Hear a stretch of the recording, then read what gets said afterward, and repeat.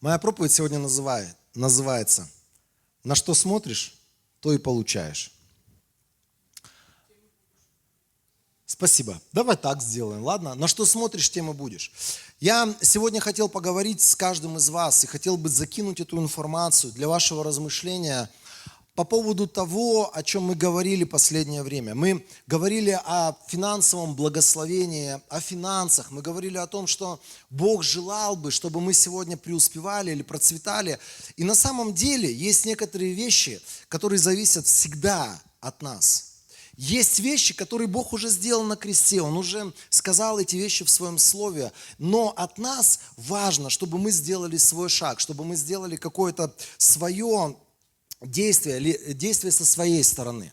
Итак, 3 вещи, о которых я сегодня хотел бы поговорить. Я считаю, что эти 3 вещи очень важны, и это то, куда мы сегодня смотрим и как мы сегодня смотрим. Оно станет решающим для того, будем мы что-то иметь в Боге, или мы останемся такие, какие мы есть, когда мы пришли к Нему. Первое, и это главное, это самое важное, то, как ты смотришь сегодня на своего Бога. Религия, она навязывает людям такие идеи, что сам Бог хочет, чтобы я страдал. Сам Бог хочет поселить меня в такое место, где я буду постоянно из болезни в болезнь жить, из нужды в нужду, как-то из долга в долг тянуть свою жизнь. Религия, она сделала что с людьми? Она сравнила нищету со смирением. Между этими 2 словами поставили знак равно. Многие люди сегодня искренне думают, что богатые люди или люди преуспевающие, люди чего-то добивающиеся, они не могут быть по определению благочестивыми или смиренными людьми. Эта религия придумала так. На самом деле, когда мы смотрим от начала создания человека, и мы смотрим на первых людей, которые дружили с Богом, Библия говорит об этих людях, что они были благословенные или богатые, у них не было нужды ни в чем. Когда мы смотрим на друга Божьего Авраама, мы видим, что сам Бог благословил его всем, у него не было нужды вообще ни в чем. Его дети, его внуки, они были преуспевающими людьми. И вообще весь еврейский народ, который познавал Бога живого, он познавал щедрость Божию. И они никогда ни в чем не нуждались. Я хотел бы, чтобы сегодня ты смотрел на Бога, в которого ты уверовал, именно так, как говорит о нем Библия. Это Бог щедрый. Это Бог благой, это Бог, у которого огромное желание, чтобы ты процветал. И когда мы читаем Новый Завет, где Библия учит нас о деньгах, мы видим, что это тот Бог, который хочет, чтобы мы имели все и даже больше, чтобы у нас был избыток. Библия говорит о том, что Иисус, Он обнищал ради того, чтобы мы были богаты на всякое доброе дело. Библия говорит, что вместе с Иисусом сам Бог заинтересован дать нам все, в чем есть сегодня у нас нужда. И мало того, что сам Бог, в которого мы уверовали, Он хочет, чтобы ты сегодня не просто ни в чем не нуждался, но чтобы от избытка ты был способен благословлять других, благословлять землю, на которой ты живешь, благословлять дела Божии, которые вокруг тебя происходят. Я хотел бы, чтобы мы сегодня согласились с этим, что Бог, в которого мы уверовали, это Бог щедрый, благой и Бог, который очень сильно заинтересован в моем процветании. Можешь на это аминь сказать? Это важно, друзья, это то, с чего начинается, по-настоящему начинается финансовый прорыв. Если ты смотришь на Бога какими-то другими глазами, если твой Бог, в которого ты уверовал, Он тебе кажется каким-то другим, что Он все время хочет тебя в чем-то испытывать, Он хочет тебя в чем-то проверять, а будешь ли ты в нищете Ему верен, а будешь ли ты Ему в голоде верен, а будешь ли ты в долгах Ему верен. Может быть, на первое время так и бывает с нами, но дальше, когда мы следуем за Христом, мы познаем Его какие-то условия, мы познаем или мы узнаем, что Библия говорит о деньгах, мы начинаем делать эти вещи, мы начинаем в каких-то вещах меняться, мы начинаем, скажем так, с какими-то вещами соглашаться, покоряться в конце концов, и мы обязательно будем видеть руку благословляющего Бога. Можешь на это аминь сказать? Аминь, друзья! Нет никакого другого Евангелия. Нет никакого другого Евангелия. Сам Бог заинтересован благословлять нас. Единственное, что Он хочет, чтобы мы смотрели на библейского Бога, не на придуманного нами какого-то странного Бога, который все нам мстит за что-то, который нас все за какие-то вещи наказывает. Нет, Он тебя уже простил. Когда ты пришел к Нему, ты обратился к Нему, ты сказал: Бог, я был в чем-то неправ, я делал какие-то неправильные вещи. Бог простил тебя, Он больше не вспоминает. Дальше Он говорит: я хочу, чтобы ты зашел или вошел и вышел и пажить нашел. Мой Иисус – это Иисус, который пришел для того, чтобы дать мне жизнь и жизнь в избытке, чтобы я ни в чем не нуждался. Сегодня Он говорит: я молюсь о том, чтобы ты процветал так же, как процветает твоя душа. Процветание моей души начинается с того, что я смотрю на библейского Бога. Бога, который благословлял Авраама. Бога, который на крест отдал своего Сына. И ради с этой жертвы Он сделает для нас все, в чем мы сегодня нуждаемся, в том числе и материально. Когда я смотрю на такого Бога, с этого начинается мой финансовый прорыв. Все остальные идеи о Боге, они не библейские. Я очень сильно, поэтому всегда вдохновляю людей. Напиши для себя все, что Бог сказал о себе как о даятеле, о себе как о Боге щедром. Напиши, например, у себя где-нибудь там в гостиной или где ты чаще всего время на кухне, например, проводишь. Напиши эти места Писания и смотри на них. Питайся этими местами Писания, потому что однажды ты увидишь то, о чем ты читал, то, что ты говорил, то, на что ты смотрел. Ты увидишь это реальностью в своей жизни. Помните историю, которая описывается в 30 главе книги «Бытие»? Там Иаков получает откровение, как ему стать богатым человеком. Помните эту историю? Помните? Он получает вообще невероятное откровение, но здесь заложен очень великий или глубокий принцип. История была очень простой. Он подозвал своего дядьку, на которого он работал, Лавана, и он сказал: давай мы с тобой договоримся. В следующие годы, сколько я буду работать на тебя, все бараны, которые будут рождаться, или все овцы, которые будут рождаться в твоем стаде, крапленные, с пятнами, те, которые, скажем, не одномастные, разномастные такие, которые не попадают в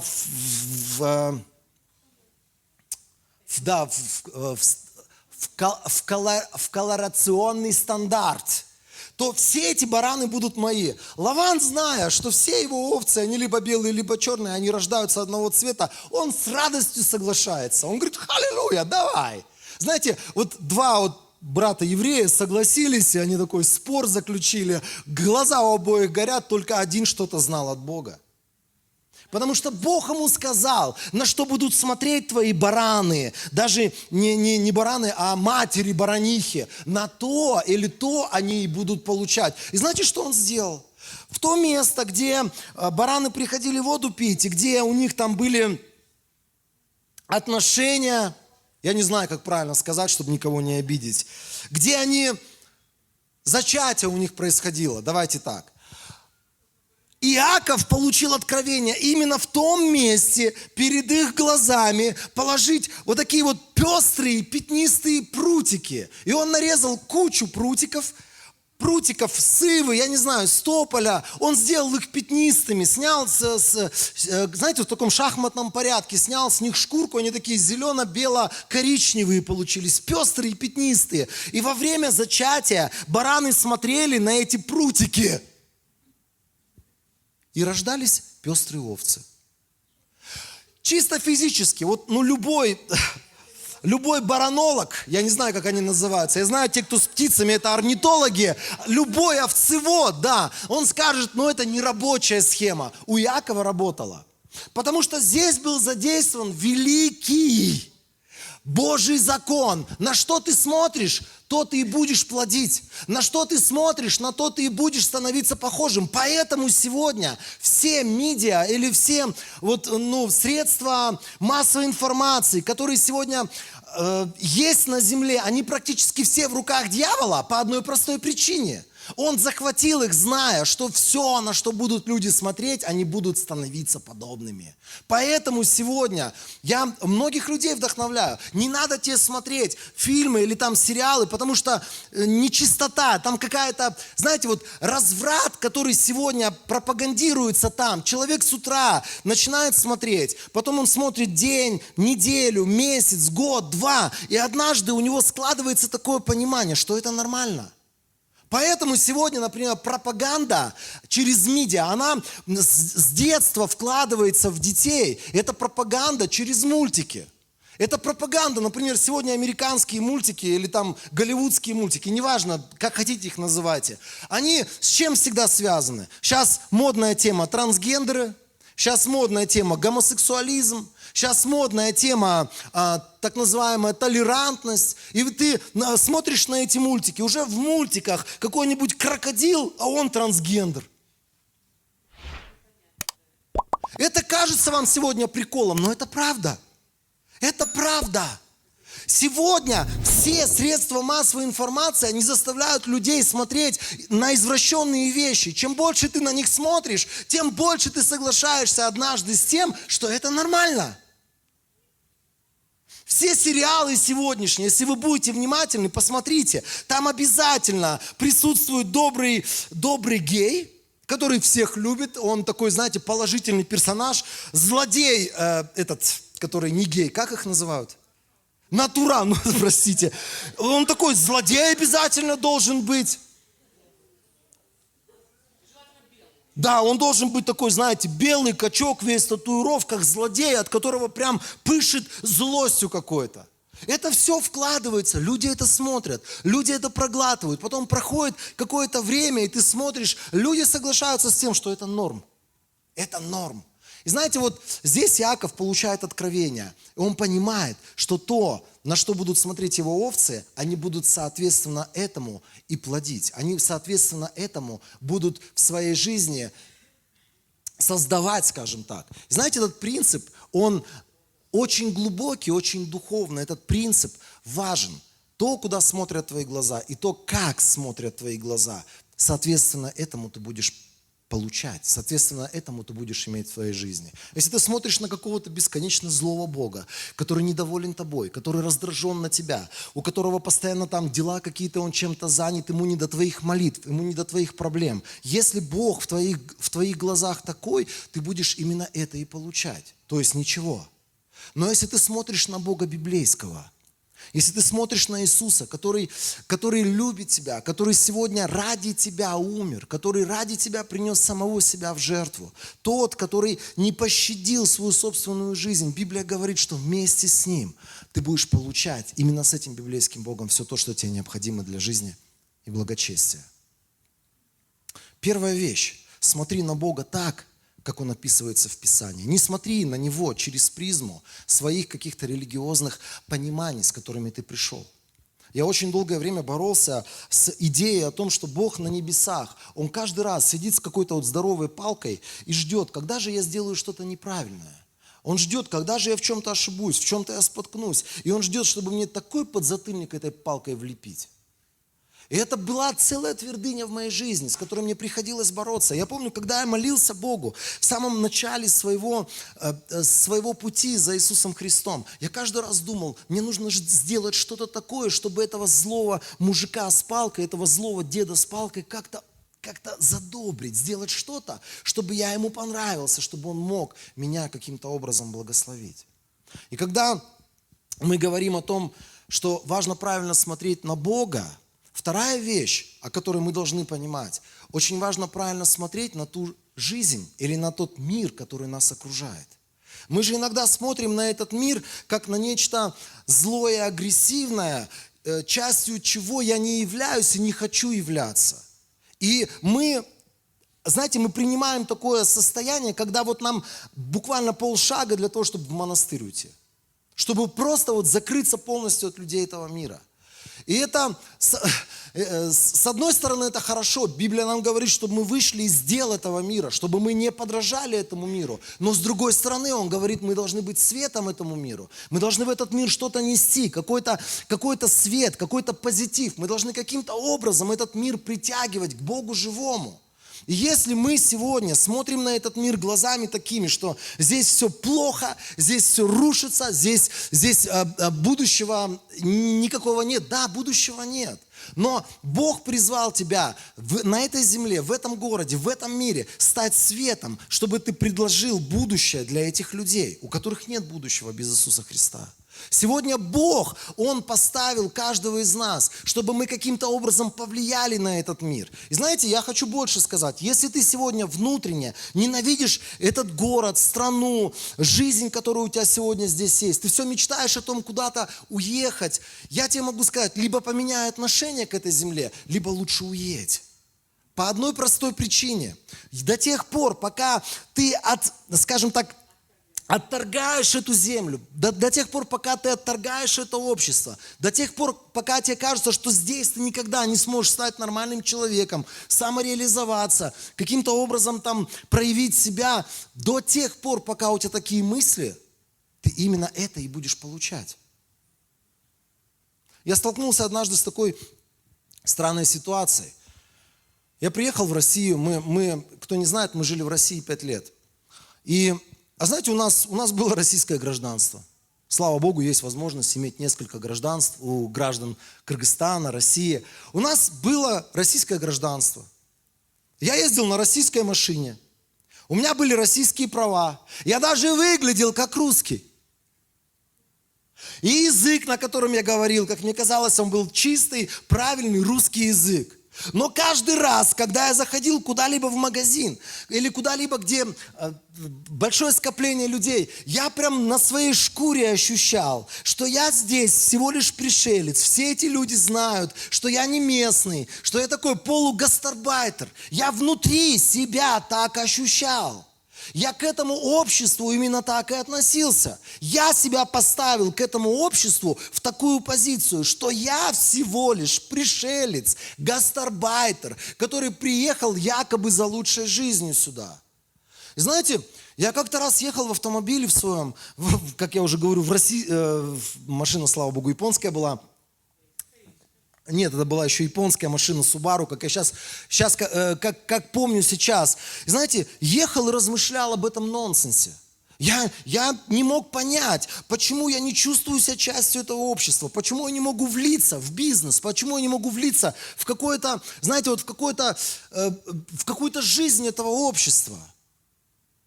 И я увидел то, как я себя поставил по отношению к этому обществу, то, как я себя поставил по отношению к этим людям, то, как я себя поставил по отношению к своему окружению. Я сам внутри решил, что я вот такой гастарбайтер, второсортный человек. И я понял, знаете, однажды я понял такую вещь, что если ты здесь живешь в Кыргызстане, и ты кыргызстанец, или ты сегодня считаешь себя частью этого общества, прими это общество как свое, прими эту страну как свою, и только тогда мы будем по-настоящему миссионерами, которые смогут что-то здесь достичь и на что-то повлиять. Слышите, друзья? И скажу больше. И только тогда, когда ты принимаешь себя на этой земле, только тогда ты сможешь получать благо с этой земли. Благословения, финансовые в том числе, они будут приходить, когда ты будешь понимать себя как достойную часть этого общества. И это вещи, с которыми опять-таки нам надо повоевать, потому что мы иногда смотрим на себя как на второсортных людей, как в каких-то вещах неудачников, или на людей, которые не могут там, может быть, говорить правильно, или не имеют правильного образования, не имеют правильных связей, правильных родственников и тому подобное. Прими сегодня, ты человек Божий на земле кыргызской, ты часть этой земли, и эта земля будет кормить тебя своими благами. Можешь на это аминь сказать? Знаете, нам так легко сказать: моя страна нищая, я поехал в Нью-Йорк. В Нью-Йорке меня ждет мое благословение. Nein, joke, нет, на всех языках, МС. Неправильно. Там, где Бог тебя призвал, там, где Бог тебя насадил, там тебя Бог способен благословить. Я совсем недавно слушал такую прекрасную, прекрасное свидетельство, оно меня очень сильно зацепило. Один парень, он свидетельствовал и рассказывал о том, что у них церковь, она находится в Узбекистане, эта церковь. Я не буду называть имена, названия, но эта церковь сначала была небольшой, потом они подросли, их там было несколько сот человек. И однажды они для себя решили, что они станут церковью, которая поддерживает миссионеров. Так же, как и мы. Мы хотим поддерживать миссионеров. Да? Мы хотим поддерживать миссионеров. И он говорит, мы решили, что мы хотим давать на дело Божие. Мы хотим служить делу Божьему. И он говорит, Бог невероятным образом начал прилагать ребят с Узбекистана, там, в Ташкенте эта церковь, невероятных людей стал прилагать. Людей, которые зарабатывают миллионы. Знаете, их страна не так сильно прям отличается от нашей экономически. Мы примерно где-то все на одном уровне. Там плюс-минус. Казахстан чуть получше живет, может быть, Узбекистан чуть получше, но мы тоже где-то примерно, да, согласитесь же? Кто был в Узбекистане в последнее время? Никто. На слово мне поверьте. И знаете, он говорит, Бог начал прилагать людей, которые зарабатывали миллионы, не суммов. Миллион суммов – это сколько-то там $100, мне кажется, миллион суммов. Миллионы долларов. И в прошлом году их церковь, послушайте, обычная узбекская церковь, они 70 автомобилей купили и подарили миссионерам в разных частях бывшего Советского Союза. 70 до 100, 70. А ты скажешь, ой, Nexia их стоит там $5500 на 70. Уже много получается. Но я хочу вам сказать, я слышал свидетельство из уст человека, которого благословили машиной. И он говорит, это премиум-класс автомобиль, почти $100 000 стоит. И этот мужчина живет в Москве. Он служит в Москве. И его ребята из Узбекистана благословили в Москве. Москвича. Почти $100 000, один только автомобиль стоит. Ребят, я когда прикинул, у меня такой математический склад ума, я все всегда считаю, когда я слышу цифры, думаю, какая же там сумма-то фигурирует? За 1 год они пожертвовали. Знаете, Бог может благословлять тебя в Узбекистане, в Кыргызстане, в Казахстане, в России, в конце концов, твоей. Бог может тебя благословлять, у Него миллион возможностей, источников, прими это для себя. Перестань жить идеями, однажды я вырасту, я получу грин-карт, я свалю отсюда, я поеду жить в Лондон, я буду на королеву смотреть, на Букингемский дворец, я буду такой, я буду сякой. Становись здесь сегодня таким и сяким. Аминь. Итак, как ты смотришь на Бога или как ты видишь Бога, от этого зависит, что ты будешь от этого Бога получать. Как ты смотришь на жизнь сегодня окружающую тебя, от этого зависит, будешь ли ты сегодня здесь что-то получать. Если ты сегодня занят какой-то профессией, и тебе кажется, что у тебя есть ограничение 40 000 сомов, 60 000 сомов, я не буду сейчас возвращаться к пятнашке. Я вообще не хочу об этом говорить. 40, 60, 70, 100 000 сомов ты зарабатываешь, к примеру, в месяц. И тебе кажется, что это ограничение. Найди сегодня людей в нашей стране, которые в твоей профессии зарабатывают больше. Посмотри, что они делают. Увидь, что есть такие люди. Многие из нас, мы обмануты идеями, что это какие-то коррупционеры, это какие-то там неведомые бизнесмены, там могут зарабатывать вот такие суммы денег. Нет, обычные люди, которые точно так же ходят в церковь, как ты и мы. Они просто принимают, что на этой земле Бог способен. God is able. Бог может. Бог способен. Зачем я говорю по-английски, ты же здесь? Бибигуль, привет ей в Вашингтон, Д.С. Друзья, слышите, о чем я говорю? Третья вещь, от которой зависит, будешь ли ты что-то получать, это твое внутреннее состояние. Сегодня я больше на этом хочу сделать акцент. И есть такое слово «довольство». Это состояние, когда ты доволен. И апостол Павел в послании филиппийцам, давайте откроем это место Писания. Филиппийцам там написано так, что он, 4 глава с 11 стиха, он говорит, Я говорю это не потому, что я нуждаюсь в чем-либо. Он говорил им про деньги, о том, что важно жертвовать. Он говорит, я не поэтому говорю, что я лично в чем-то нуждаюсь. Ведь я научился быть довольным в любых обстоятельствах. Я знаю, что такое скудость, что такое изобилие. Мне пришлось пережить всякое. Я проник в тайну, как быть сытым и терпеть голод, жить в достатке и быть в нужде. Вот здесь знаете ключевое слово какое? Довольный. Этот мужчина, он принял слова Иисуса Христа, которые тот сказал в Евангелии от Луки. Там написано так, 12 глава Евангелия от Луки. «Будьте осторожны и берегитесь жадности во всех ее проявлениях, потому что жизнь не зависит от вашего имущества, как бы богаты вы не были». Это Иисус сказал. Он говорит, моя жизнь не зависит от количества денег или от количества имущества. Он говорит, моя жизнь зависит от моих отношений с Богом.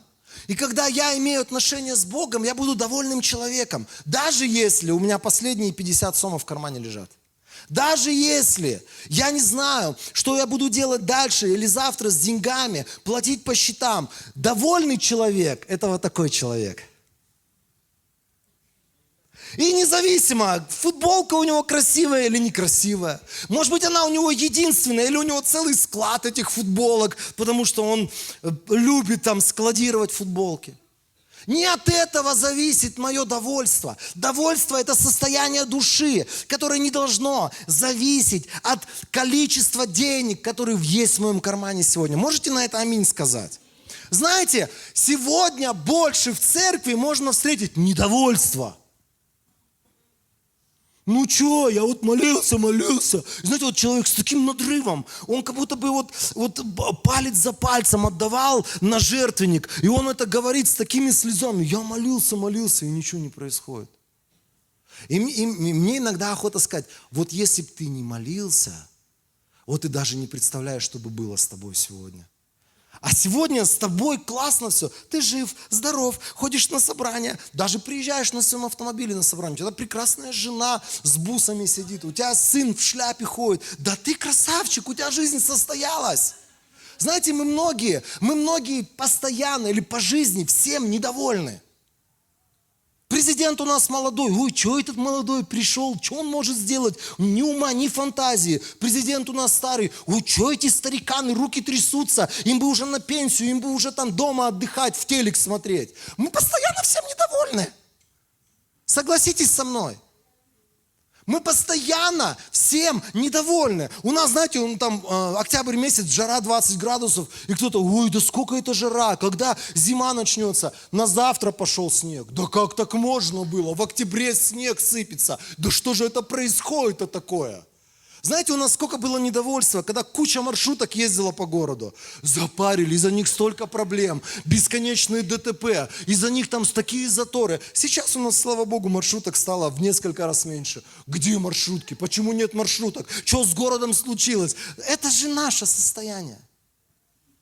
И мы такие, мы зарабатываем 30 тысяч сомов, и мы постоянно недовольны, что так мало, зачем так мало. Зарабатываем 80 тысяч сомов, и опять недовольны.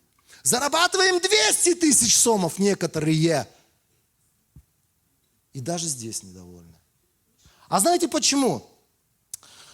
Интересное место Писания, мне вообще залетает это место Писания. Екклесиаст 5 глава 9 стих. Кто любит деньги, тому их никогда не хватает. Дальше так написано. И кто любит богатство, никогда не будет доволен своим доходом. Знаете, вот, друзья, вот мы же многие попадаем вот в это состояние. У нас есть машина, хочется посвежее. У нас есть 2 пары джинс, хочется еще 2 пары джинс. Тем более эти китайские, охота Гуччи. У нас что-то есть, и нам всегда чего-то хочется. Я кушаю сегодня, например, там кусочек баранины, там, слава Богу, Бог послал сегодня кусочек баранины в мою жизнь. И думаю, а почему? Почему опять кусочек баранины? Как мне надоела эта баранина. Сколько можно питаться одной бараниной?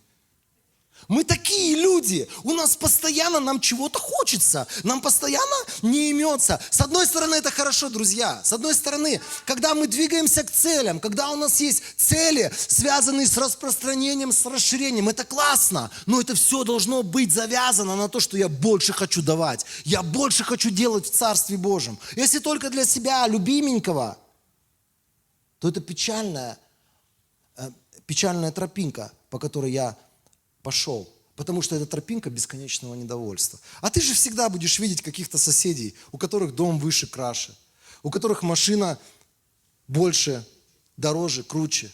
Ты будешь видеть, что, например, Альмир уехал в Москву, живет-то он там теперь лучше, чем ты. Но он вернется. Знаете, многие из нас, мы сравниваем себя вот с этими какими-то недоступными вещами, которые мы видим рядом с собой. И у нас наше недовольство, оно перерастает в состояние, знаете, как называется? Зависть. Зависть.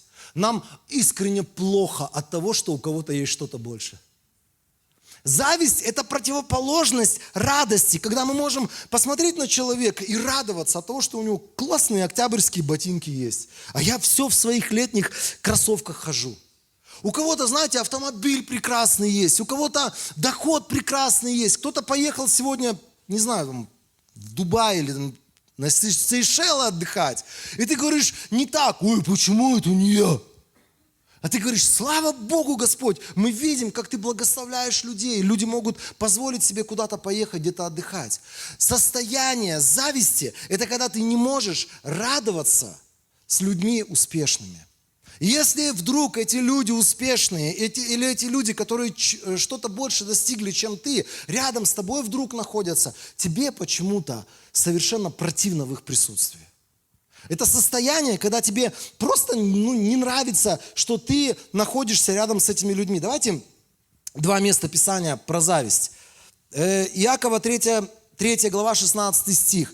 Написано так. Там, где людьми руководят зависть и честолюбие, там беспорядок и всякого рода зло.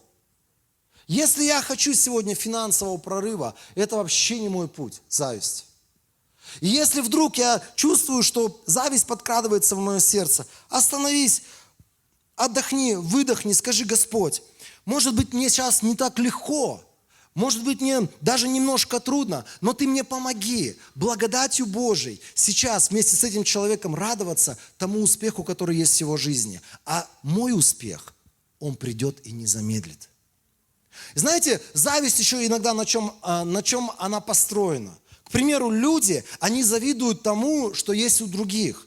Я тебе могу сказать, если ты последовал за Иисусом Христом, если ты верен Ему, Бог твое мимо тебя не пронесет. Поэтому не надо тебе завидовать красивому мужу или там много зарабатывающему мужу. Красивым мужьям не завидуют, понту от них никакого. Красивым женам завидуют. Какой понт, да, тоже им завидовать? Потому что твоя жена придет к тебе однажды, если надо будет. Как Алина добавляет, может быть. Если есть Божий план, знаете, так классно жить в центре плана Божьего. Вот Бог хотел, чтобы у меня была вот эта женщина, жена. Я ее люблю единственную, я для нее живу, и вместе с ней мы делаем дело Господне. Другой мне не надо. Не надо. Поэтому зачем мне смотреть? У кого-то ноги длиннее, у кого-то ресницы длиннее, кто-то просто длиннее. Мне не надо. Это чужие жены, это чужие мужья, это чужие дети, это чужие машины, это чужие дома. Это не мое. Мое придет ко мне. Знаете, когда я знаю Бога Отца, я ни о чем не переживаю. У кого-то что-то есть, я радуюсь вместе с Ним. Мне мое придет. Вот все, что мне надо, все, за что я смогу ответственность понести, все, чем я смогу правильно распорядиться, оно придет. Если я буду верный в малом. Можете со мной согласиться? Когда ты живешь с такой философией, ты любишь Бога, ты молишься Богу, ты ставишь цели вместе с Богом, которые Он тебе вкладывает, чужие достигнутые цели будут тебя радовать. Они тебя не будут огорчать, потому что это чужие цели. Зачем они мне? Это человеку Бог дал. Там большой бизнес, большой труд. А Бог мне дал вот тот маленький удел в Царстве Божьем, который мне надо созидать. Я буду в этом двигаться. Аллилуйя! Знаете, я иногда, вот, ну, по-честному, иногда смотришь, я как-то признавался, сегодня у нас вечер исповеданий. Мало того, что раньше у нас церковь вся слушала мои исповедания, теперь еще на YouTube все будут смотреть. Я помню такие ситуации, когда ты, например, начинаешь церковь. Мы не одну церковь, слава Богу, начинали. И слава Богу, какие-то из этих церквей сегодня существуют. Но ты вспоминаешь это время, когда каждый человек на вес золота. Когда о каждом человеке, как вот о Божьем, знаете, вот цыпленке или там о Божьем зародыше, ты над ним трясешься, ты его пестуешь, лелеешь, ты на него дышать боишься, ты там из него бесов выгонишь, благословение, проклятия помолишься. Если благословения не хватает, еще чего-нибудь от себя дашь. С ним время у себя дома проводишь, не ешь, не спишь, все для этого человека. И потом, слава Богу, он стал частью тела. Потом еще один. И так единица к единице, 10 к 10. И потом вдруг в течение 10 лет что-то выросло. И ты говоришь: спасибо, Бог, слава Богу, мы видим результат. И тут слышишь, например, кто-то просто служил, оставил все, поехал в другую страну. Вот так, 200 человек на служение. 500 человек на служение. 2000 на служение. И ты думаешь: Господи! Я не знаю, кто чему завидует. У меня вот здесь мысли подкатывались, и думал: да что ж такое-то? Ты там, не знаю, жизнь полагаешь за овец, а тут вот все вот прям вот так, и на тебе. У каждого свой путь, друзья. У каждого свой путь. Наш путь мало-помалу, голова к голове, скажем так, душа к душе, созидать, что-то строить. У других людей, у них вот такое вот сердце, они сразу 500 готовы вмещать. Сразу Бог им говорит: вот вам 500, занимайтесь, служите, пасите, это ваш удел. И у каждого свой удел. Знаете, апостол Павел однажды говорит: у каждого свой удел. И мы за свой удел будем отвечать. У каждого своя семья. У кого-то вот такая, у кого-то вот такая. Нам не надо сегодня смотреть друг на друга, завидовать друг другу. Состояние нашего сердца, когда мы способны быть довольны тем, что мы имеем, и когда мы способны побеждать нашу зависть, это состояние сердца всегда будет открывать в нашей жизни новые благословенные финансовые источники. Аминь. Аминь. Аминь. Еще одно место Писания напоследок, и мы закончим. Послание Евреям, 13 глава, 5 стих. Написано так: будьте свободны от любви к деньгам, довольствуясь тем, что у вас есть, потому что Бог сказал: я никогда тебя не оставлю и никогда не покину. Друзья, знаете, есть за морями где-то, за океанами ребята, которые $1 миллион в месяц зарабатывают. Слава Богу за них. Бог да благословит их. Пусть они 2 зарабатывают на следующий месяц. Но мне это не надо. Я довольствуюсь тем, что у меня есть сегодня в центре воли Божьей о себе. Так важно сегодня не бежать за деньгами. Знаете, что такое любовь к деньгам? Это когда вся твоя жизнь, она построена на том, где бы я больше взял, где бы я больше заработал. И ты готов пойти на любые жертвы, лишь бы больше иметь. И иногда за этим как раз-таки стоит любовь к деньгам. Потому что мотивирующая сила в твоей жизни не любовь к Богу, не желание Богу угодить, а желание просто иметь больше. Желание просто, может быть, жить более комфортной жизнью. И это неплохо. Но я хочу сказать, если ты в центре воли Божьей, Бог все равно будет заботиться о тебе, как здесь написано: я никогда тебя не оставлю и никогда тебя не покину. Итак, 3 вещи, от которых зависит твой финансовый прорыв. То, как ты смотришь на Бога, первое. Смотришь ты на Него через призму Писания? Видишь ли ты Его через призму Писания? И относишься ли ты к Нему через призму Писания? Второе. Этот мир сегодня, он полон благословений. Сегодня есть 1 миллион разных возможностей. Просто прими это, что в этом мире ты будешь иметь благословение от Бога. Бог будет благословлять тебя. Через то, что ты интегрируешься, будешь нормальной частью общества, влияющей светом на этот мир. И третья вещь. То, как ты смотришь на себя. То, как ты видишь самого себя. Я святой. Библия говорит: я избранный человек, я святой человек, я возлюбленный Богом человек. И мне не надо благословения других людей, потому что сам Господь позаботится обо мне. Аминь.